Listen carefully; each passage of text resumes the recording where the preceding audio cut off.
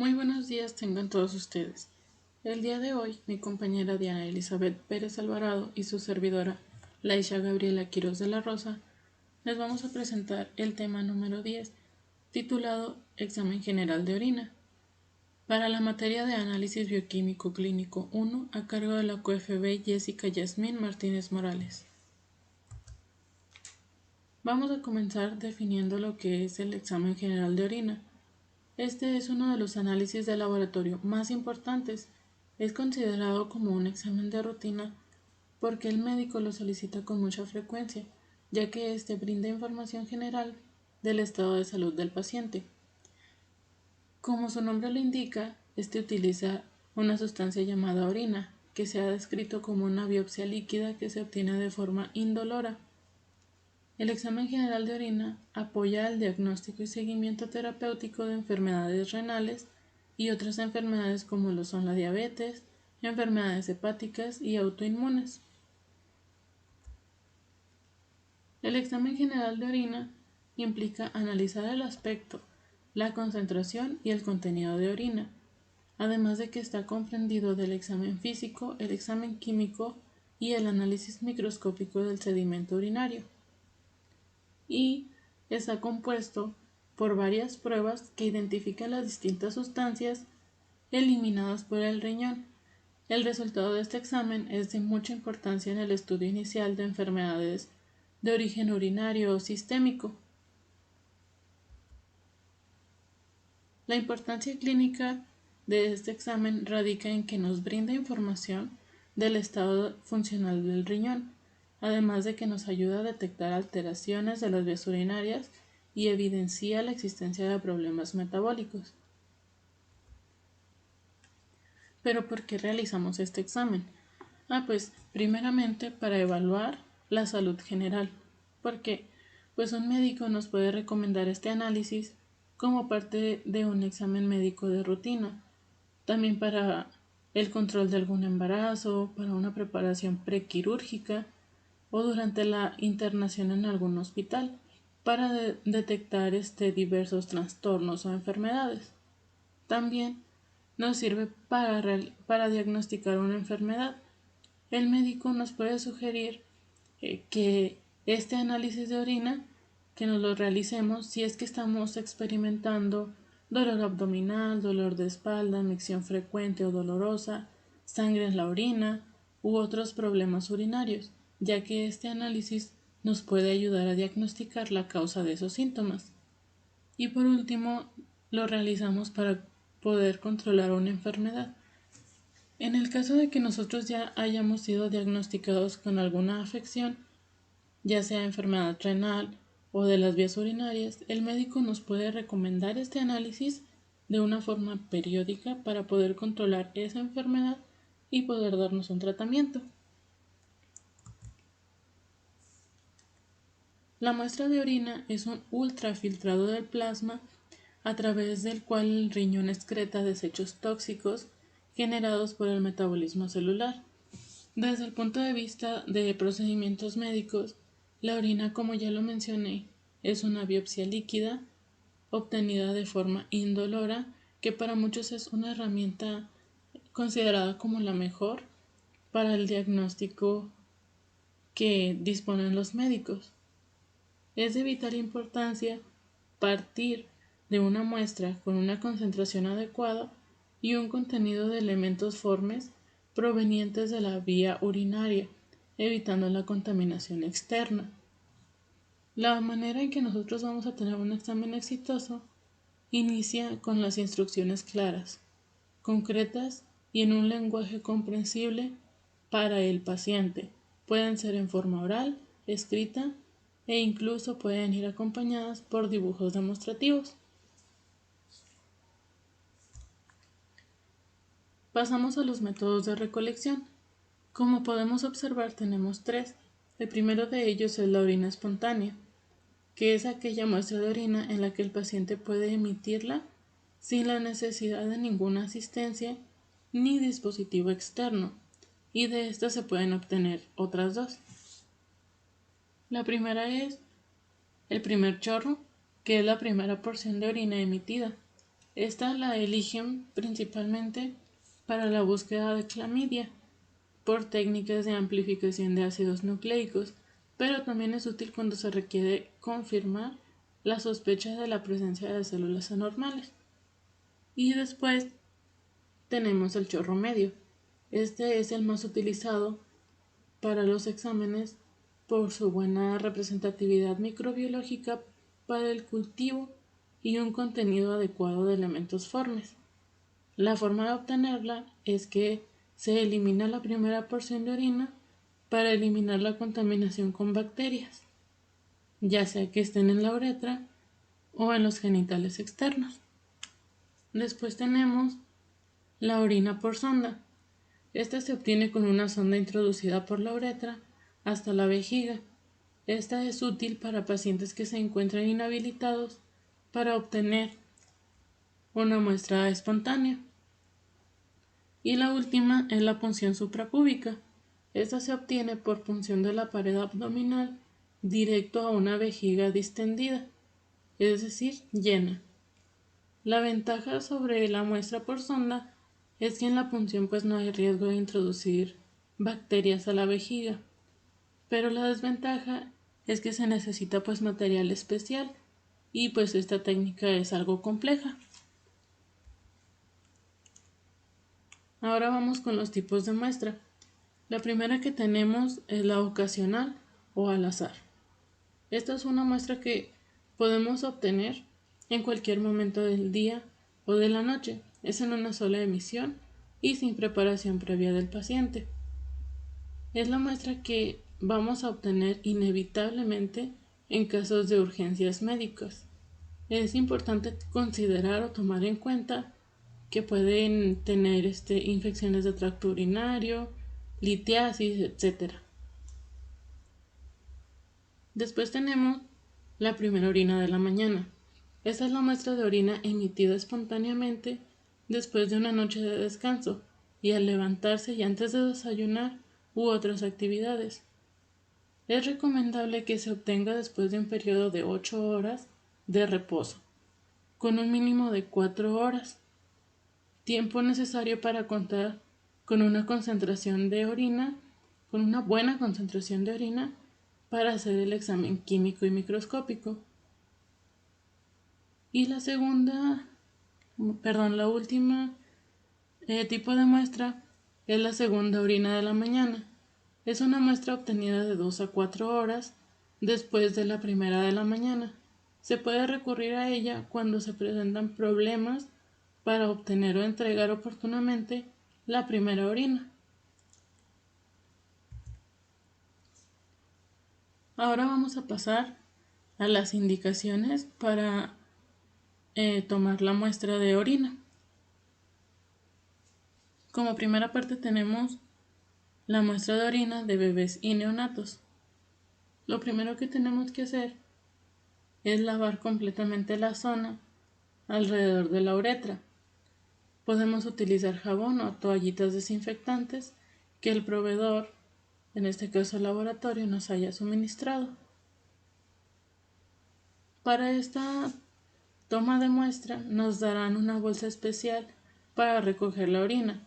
Será una bolsa de plástico con una cinta adhesiva en un extremo, hecha para que encaje sobre las zonas genitales del bebé. Vamos a abrir esta bolsa y colocarla sobre el bebé. Existen pues dos tipos de colocación de esta bolsa, para los niños y para las niñas. En el caso de los niños, lo que tenemos que hacer es colocar todo el pene dentro de la bolsa y fijar el adhesivo a la piel. Y para las niñas vamos a colocar la bolsa sobre los dos pliegues de piel a cada lado de la vagina, es decir, en los labios mayores.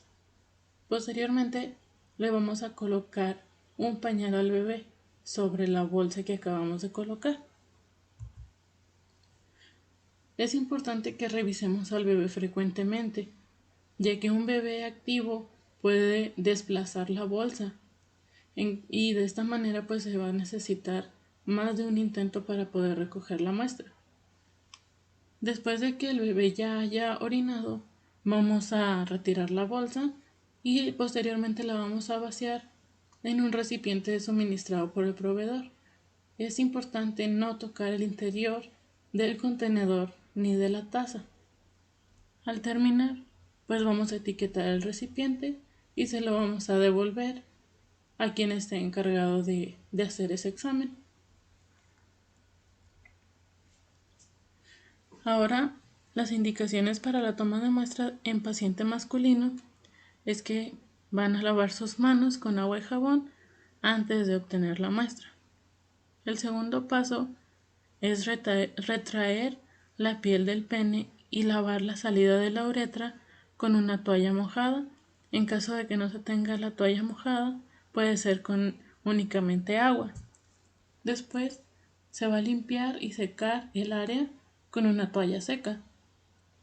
Posteriormente van a dejar salir un primer chorro a la taza del baño y la siguiente porción se va a depositar en el frasco. Cuando tengamos aproximadamente 10 centímetros del frasco ya con la orina, vamos a eliminar el resto de esa orina en la taza del baño. Posteriormente y último paso, tratando o evitando tocar el interior de nuestro contenedor, lo vamos a cerrar y lo vamos a entregar al laboratorio para que lo puedan etiquetar y procesar.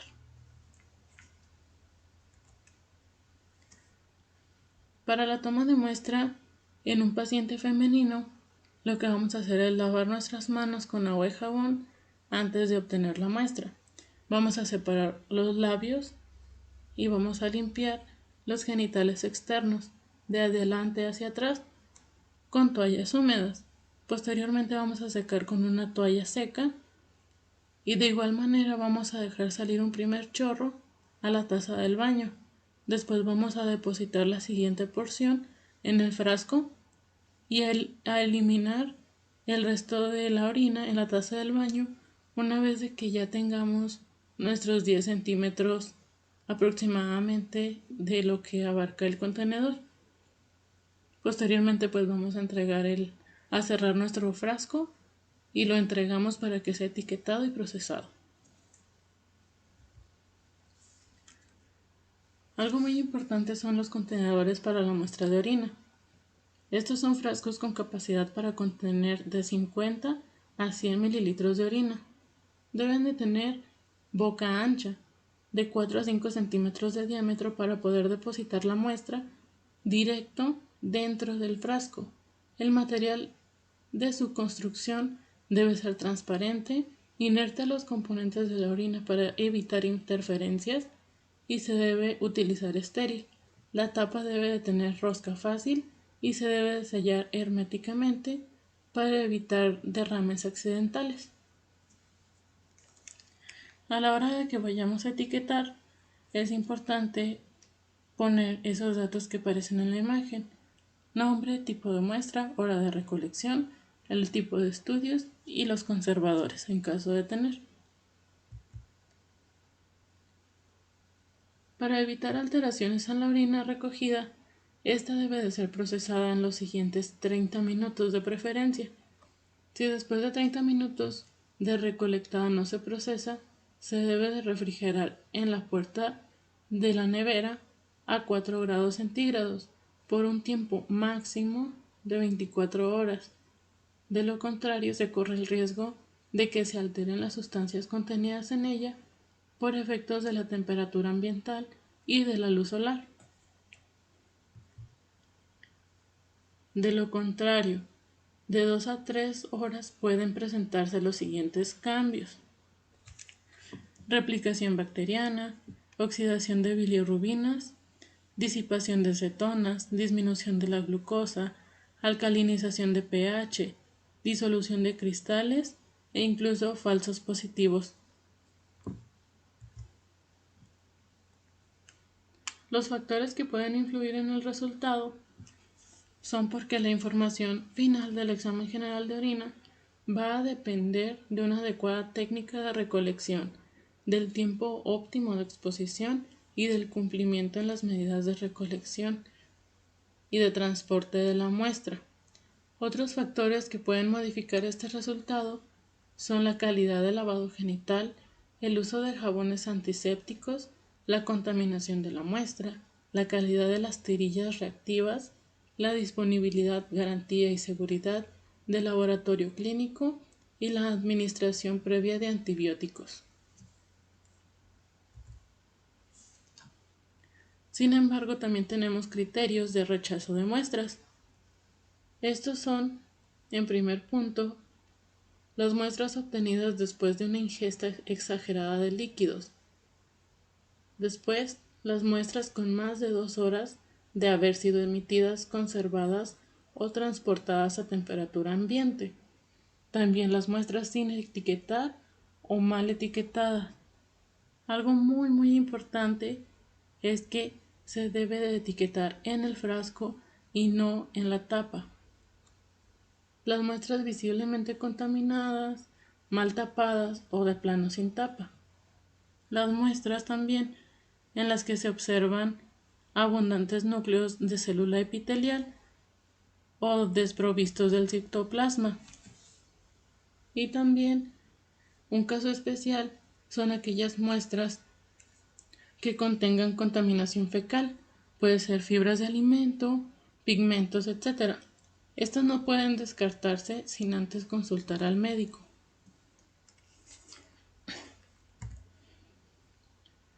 Bueno, como se mencionó al inicio, el examen general de orina evalúa el aspecto físico, químico y microscópico. El examen físico evalúa las propiedades de color, aspecto y aquí se menciona el olor. El olor en la actualidad ya no es utilizado para ponerse en los reportes. Sin embargo, nos puede dar ciertas características que podemos utilizar para identificar ciertas sustancias, etc. En el examen químico se analiza la densidad, el pH, glucosa, cetonas, sangre, etc. Y en el microscópico del sedimento urinario, pues las células, los cilindros, los cristales, etc. Todo esto se va a desglosar a continuación. Pero antes de pasar a cómo es que se realizan esos exámenes, tenemos que preparar nuestra muestra. Como ya se mencionó, este análisis debe de realizarse dentro de las primeras 2 horas o preferentemente a los 30 minutos de haber sido emitida la muestra. Después, pues ya hemos visto lo que puede experimentar la muestra. Entonces, antes de procesarla o de analizarla, tenemos que hacer la homogeneización de la muestra. La orina, pues ya sabemos que es una suspensión coloide en las que las partículas suspendidas no están distribuidas uniformemente. En el tiempo que pasa entre la recolección de la muestra y el análisis, los elementos más pesados se van a depositar en el fondo del frasco, por lo que la homogeneización es un paso muy importante para la representatividad de la alícuota que se separa para su análisis. Aquí podemos observar en las imágenes la manera correcta en la que se debe realizar la homogeneización. La muestra se homogeneiza por la inversión del frasco, es decir, la vamos a invertir lenta y cuidadosamente de 3 a 5 veces para poder lograr una buena mezcla, pero sin formar espuma. En esa primera imagen aparece tachada porque se puede apreciar que hay ciertas áreas blancas, es decir, se formó una espuma. ¿Por qué? Pues porque no tuvimos cuidado, a lo mejor porque la invertimos muy rápido, muy bruscamente. Y en la imagen de la derecha se puede observar la manera correcta en la que debemos homogeneizar la muestra. Vamos a invirtiendo lento y con mucho cuidado para no formar esa espuma.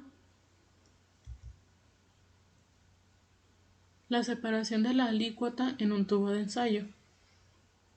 El volumen de la alícuota que se separa en el tubo de ensayo es muy determinante en el resultado que vamos a obtener en la cuenta microscópica de partículas, por los que es uno de los puntos muy importantes para estandarizarse. La opción que presenta pues más ventajas es el uso de tubos especiales para este análisis, que los podemos comprar como parte de los equipos para cuenta microscópica. Este tipo de tubos, la ventaja es que tienen una graduación que hace que siempre se van a llenar al mismo volumen, pero en caso de que no contemos con esos tubos, podemos marcar el volumen en los tubos de ensayo. Los volúmenes más recomendados son los de 10 y 12 mililitros.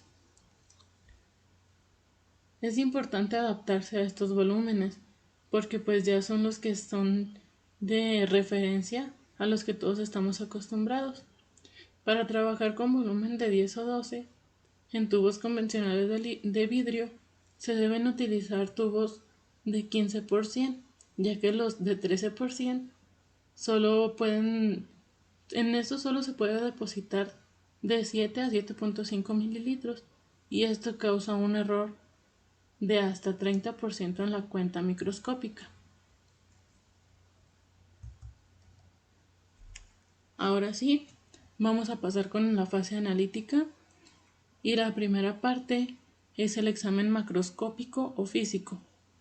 Este es el examen que evalúa las características del espécimen que pueden captar por medio de los sentidos, como lo son el color y el aspecto. Se realiza comúnmente por la observación directa de la muestra de orina.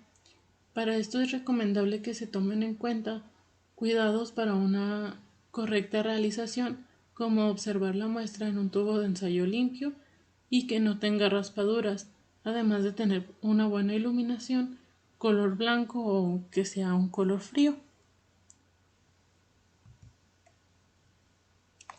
Algunos laboratorios cuentan con equipos que ya hacen este trabajo por ellos. Un analizador por ejemplo, es el Stanbio Uritrac 100, el cual cuenta con un flujo de transmisión y dispersión adaptado a un sensor de color con iluminación de luz blanca que da automáticamente el color de la orina. El aspecto se refiere a la transparencia de la orina, que está basado en el examen visual de la muestra, utilizando la terminología transparente, ligeramente turbia y turbia. Cuando la muestra atraviesa la célula de flujo, se ilumina con una luz blanca en un ángulo de 90 grados y el sensor de color mide la amplitud de la luz para obtener el tono y el tinte de la muestra de orina. Sin embargo, no todos los laboratorios cuentan con este tipo de analizadores y por ello es que es importante aprender la parte práctica y manual. Ahora sí, ¿cómo podemos nosotros hacer manualmente esto? Pues bueno, primero hay que saber lo que vamos a analizar. Como ya sabemos, el examen físico analiza cosas que nosotros podemos percibir con los sentidos. Una de ellas es el color, el cual se observa en el tubo de alícuota con un fondo blanco y se registra en forma descriptiva y sin ningún tipo de clasificación. El color de la orina es ámbar amarillo, dado por la presencia del pigmento urocromo. De acuerdo al grado de concentración de la orina, el color amarillo va desde claro hasta oscuro. En esas tablas podemos observar algunos de los colores en la orina y sus probables diagnósticos. Por ejemplo, cuando tenemos algún aspecto turbio, puede ser que tengamos en causas patológicas algún exceso de ácido úrico, bacterias, carbonatos, que nuestra orina esté contaminada con materia fecal, y si no, pues puede ser que nuestra dieta esté alta en alimentos ricos en purinas. Como podemos observar en esta tabla, vienen pues los colores en los que nosotros podemos observar. Seguimos con un aspecto lechoso. Esto se puede deber a cremas vaginales, grasas, etc. También tenemos el color café, que puede ser por mioglobina o pigmentos biliares. En caso de comida, pues puede deberse a leguminosas, en medicamentos al metronidazol. Cuando tenemos un color castaño o negro, se puede deber a fenol, a melanina, a mioglobina, a pigmentos biliares y cosas de nuestra alimentación. Puede ser por compuestos que tengan mucho hierro e incluso también por el metronidazol. Cuando tenemos un color verde o azul, puede ser por una infección del tracto urinario, por pseudomonas. Y si no, pues puede ser por complejo de vitamina B, por índigo carmín, por timol, etc. Cuando tenemos un color amarillo fuerte, ya casi llegando a naranja, puede deberse a pigmentos biliares o a urobilina. Esto puede deberse también en causas de nuestra alimentación, a colorantes de los alimentos, a que puede ser incluso orina concentrada, etc. En caso de tener algún color rojo o castaño a púrpura, puede ser por porfirinas, uroporfirinas, etc. Y esto se puede deber por causas de nuestra alimentación si hemos comido remolacha, zarzamora, etc. Si tenemos un color rosado a rojo, puede ser por porfirinas, hematuria, hemoglobinuria, y en caso de nuestra alimentación o medicamentos, puede ser por colorantes de alimentos, por remolacha, por fenotiacina, etc. Y en caso de que tengamos un color blanco, puede deberse a que es pus o quilo o que tenemos fosfatos.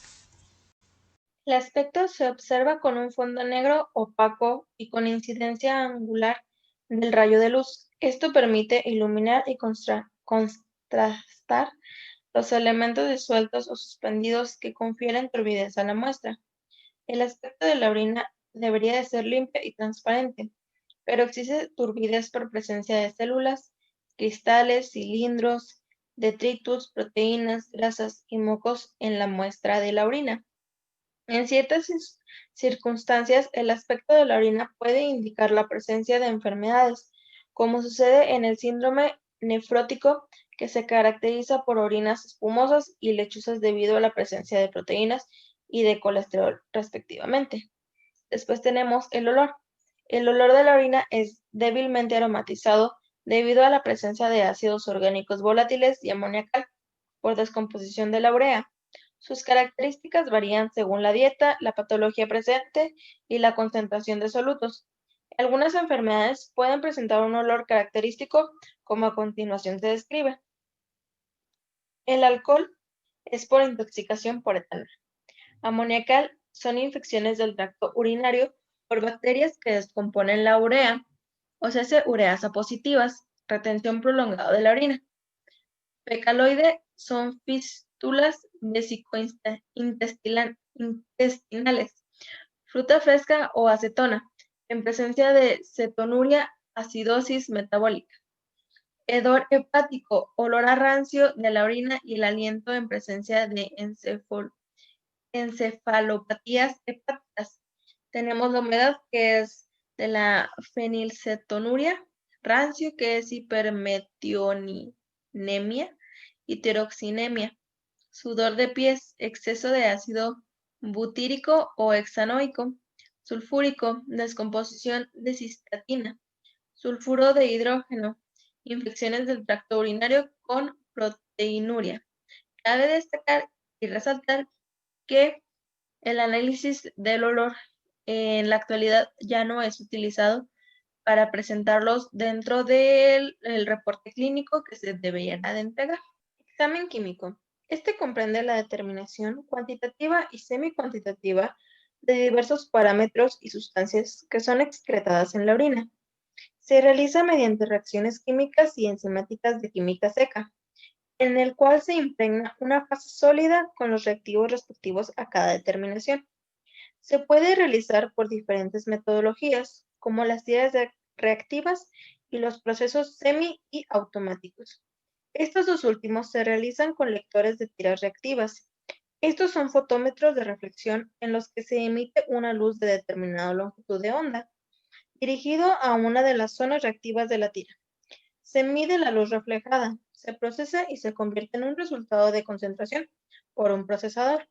Aunque estos son más eficaces, evitando el error del analista, el que aún es más utilizado es el de las tiras reactivas. Y como siguiente tenemos su proceso. Primero que nada, tenemos mojar adecuadamente las zonas reactivas. En este paso lo que se debe de hacer es observar las tiras mientras es sumergida en la orina y retirarla cuando se formen burbujas de aire desplazado. Como segundo, tenemos secar el exceso de la orina de la tira reactiva. Este paso es importante porque de lo contrario se puede correr el color de una zona reactiva a otra, modificando así los colores correctos para la interpretación de nuestra prueba. Se recomienda secar la tira en una toalla de papel desechable en 3 movimientos. Uno por la parte baja, los otros dos por los flancos de la tira. Cuidar el tiempo de reacción de la tira reactiva. Si las reacciones son incompletas, la concentración obtenida será menor a la normal y se registrará como un falso negativo. En el caso contrario, hay zonas reactivas que desarrollan color pasado el tiempo adecuado de lectura, generando falsos positivos. Después tenemos como cuarto paso tener una buena iluminación para la lectura de la tira. Esto quiere decir que nos recomiendan tener una luz blanca o fría. Conservar la integridad de la carta de colores. Si se acerca demasiado las tiras a la carta de colores y ésta se contamina con orina, se deslavan los colores y se modifican, imposibilitando su uso posterior. Para evitarlo, se recomienda retirar cuidadosamente la etiqueta de un frasco de tiras reactivas, pegarla en una hoja de papel y enmicarla o plastificarla. Incluso esto mejoraría la comparación de colores. Después tenemos nuestros valores normales. Nuestra densidad tiene que variar de entre 1.005 a 1.025. Nuestro pH normal debería de ser de 5 a 7. Nuestras proteínas, nuestra glucosa, nuestras cetonas, nuestra bilirrubina deberían ser negativas. Nuestro urobilinógeno sería de 0 a 0.2 miligramos por decilitro. Nuestra hemoglobina, nitritos y leucocitos deberían ser negativos. Después tenemos nuestra interpretación de las tiras. Aquí identificaríamos los parámetros observando las tonalidades de colores. Después tenemos nuestros aspectos a analizar. Tenemos nuestro pH. Normalmente la orina es ligeramente ácida, oscilando su valor entre 5 y 7. Estos parámetros varían de acuerdo al equilibrio ácido-base sanguíneo, función renal, la dieta, fármacos y el tiempo de exposición de la muestra. Después tenemos nuestra densidad urinaria. Esta es una prueba para la concentración y de la dilución del riñón. En este se refleja el peso de los solutos de la orina que se pueden medir mediante un urinómetro, un refractómetro o bien una tira reactiva. Cualquier alteración que se pueda presentar está asociada a daños en la función de concentración del túbulo renal. Después tenemos nuestros nitritos. Este método indirecto lo utilizamos para determinar la presencia de bacterias en la orina. Su valor siempre debe ser 0. Una de estas bacterias puede ser la E. coli. Para que este dé un resultado confiable, la orina se debe de retener al menos 4 horas en la vejiga. De lo contrario, puede ser un resultado negativo, pero no se descartaría la existencia de una infección urinaria. Por esta razón, es la recomendación de que la muestra sea de las primeras horas de la mañana. Después tenemos nuestros leucocitos. La prueba en terasa es considerada como una prueba indirecta, que nos indica la presencia de glóbulos blancos. Estas células en su citoplasma tienen una enzima llamada enterasa, la cual se hidroliza al reactivo de la tira, haciéndola que cambie de color. También tenemos nuestras proteínas. Estas no se deberían de encontrar en nuestra orina, pero si fuera el caso, su valor debe de ser de menos de 4 miligramos. Después tenemos nuestra glucosa. Esta se detecta a través de la reacción de la glucosa oxidasa-peroxidasa. En su lectura debe de ser 0, pero si no está, se puede presentar en dos escenarios. El primero es en cuadros hiperglicémicos en función tubular proximal normal, como sucede en la diabetes mellitus 1 y en la sobreinfusión de sueros glucosados. Y como segundo caso, en cuadros no hiperglicémicos, como función tubular proximal alterada, como sucede en el síndrome de Fanconi. Después tenemos nuestras cetonas. Su lectura debe de ser 0. La presencia de la cetonuria está relacionada con alteraciones en el metabolismo de los ácidos grasos y de nuestros carbohidratos. Después tenemos el urobilinógeno. Es un pigmento biliar que su lectura puede ser menor o negativa. La presencia de urobilinógeno en la orina está asociada a patologías hepatocelulares como la hepatitis y a entidades como hiperbilirrubinemia indirecta, como las anemias hemolíticas. Después tenemos nuestras bilirrubinas. Su lectura debe de ser negativa, pero existen falsos negativos por presencia de ácido ascórbico y cuando las orinas no son procesadas tempranamente, ya que la luz solar puede alterar la estructura química de las bilirrubinas. También tenemos nuestra sangre. Si la tira reactiva es positiva para sangre, pero el examen microscópico no reporta presencia de hematíes, se debe sospechar la existencia de hemoglobinuria o mioglobinuria. Después tenemos nuestro examen microscópico. En él se consideran como componentes el sedimento urinario como las células, los cilindros y los cristales. Este tiene un procedimiento que es el siguiente. Primero se trabaja con tubos de ensayo de 15 por 100 milímetros. Se mide un volumen de 10 milímetros con pipeta volumétrica y con esta medida se marcan los tubos con algún medio permanente como un lápiz o simplemente un marcador. Se homogeneiza la muestra y se vacía la alicuota en el tubo de ensayo aforado a la marca de 10 mililitros. Observar el color y aspecto. Debemos de observar si el color con fondo blanco o si el aspecto es con fondo negro. Se procesa el examen químico con las tiras reactivas. Después se centrifuga la muestra de 400 a 1500 RPM durante 5 minutos en una centrífuga en la que los tubos queden horizontales al girar. No se debe frenar porque se formarían remolinos que resuspenden el sedimento. Después se saca de la centrífuga con mucho cuidado. Se detecta el resto del sobrante. Se coloca el tubo en posición vertical nuevamente y se le regresa el mililitro de orina que se había retirado. Después se agregan 2 gotas de colorante para sedimento urinario en el tubo de ensayo. Se aspiran 10 microlitros de sedimento teñido, se transfieren a un portaobjetos y se cubren con un cubreobjetos de 22 por 22, como se muestra en la imagen. Y observamos en el microscopio. Nuestros resultados deberían ser de 0 a 5 como normal para nuestros leucocitos y para nuestros eritrocitos. Las células epiteliales también moderadas. Nuestros cilindros deberían de ser de 0 a 1 ilealino, igual, eso es normal.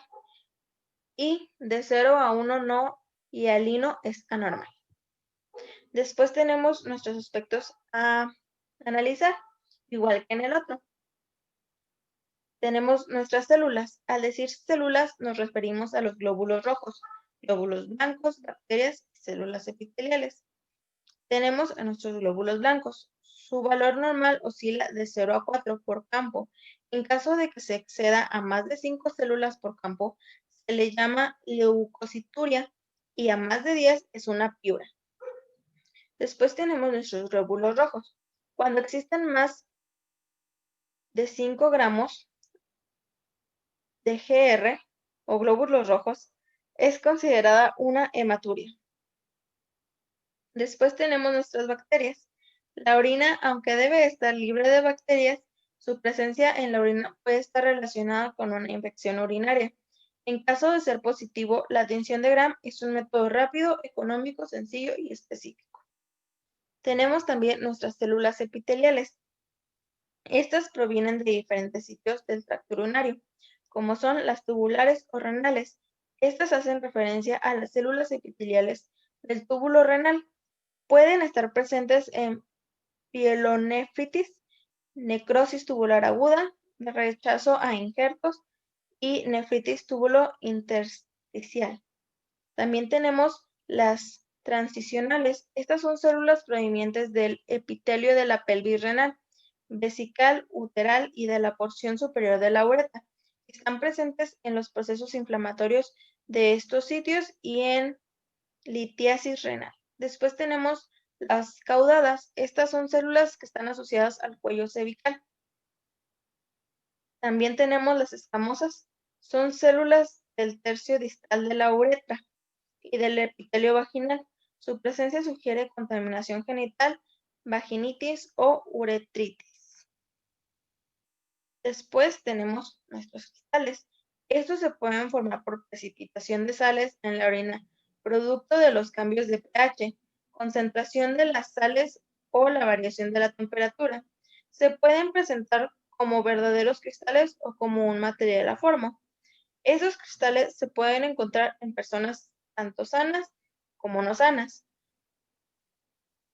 y en situaciones patológicas, como por ejemplo los cristales de ácido úrico. Se pueden encontrar en leucemias, fiebre, en gota y en procesos catabólicos de nucleoproteínas. Tenemos también nuestros cristales de uratos amorfos, presentes en estados febriles, cristales de oxalato cálcico relacionados a dietas con ajo, naranja, tomate y en patologías como la diabetes mellitus, hepatopatías y litiasis. También tenemos los cristales de carbono cálcico. Están asociados a una dieta vegetariana y a unas infecciones urinarias. También tenemos nuestros cristales de fosfato ácido cálcico que aparecen en hiperfosfaturina, hipercalcuria, obstrucciones urinarias y en pacientes con catéter vesical. También tenemos nuestros cristales de fosfatos triples presentes en pH alcalino y cuando existe una infección urinaria por bacterias productoras de amonio. De igual manera, tenemos otros cristales patógenos, pero con más importancia clínica por ser considerados anormales, como son los cristales de leucina, que se encuentran en leucinosis y en hepatopatías graves. Cristales de cistina, que son comunes en cistinuria, y cristales de tirosina, presentes en tirosinosis y hepatopatías graves. También tenemos los cristales de colesterol, que son comunes en el síndrome nefrótico y quiluria. Todos esos cristales tienen una clasificación según el medio en el que estén. Ya puede ser en ácido o en básico. Y aquí tenemos que los cristales ácidos son el ácido úrico, el oxalato de calcio, el urato amorfo, la leucina, tirosina, cistina y nuestro colesterol. Y por parte de los alcalinos es el fosfato de calcio, el fosfato triple y el carbonato de calcio.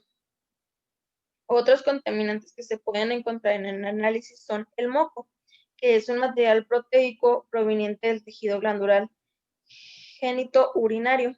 Su presencia está relacionada a procesos inflamatorios del tracto urinario, bajo genital o a contaminación, además de que se puede presentar una sospecha de infecciones urinarias. También tenemos a los hongos. Su reporte debería ser negativo, pero la Candida albicans es el hongo responsable de la mayoría de las infecciones micóticas del tracto urinario. Y como final, pues tenemos nuestras referencias.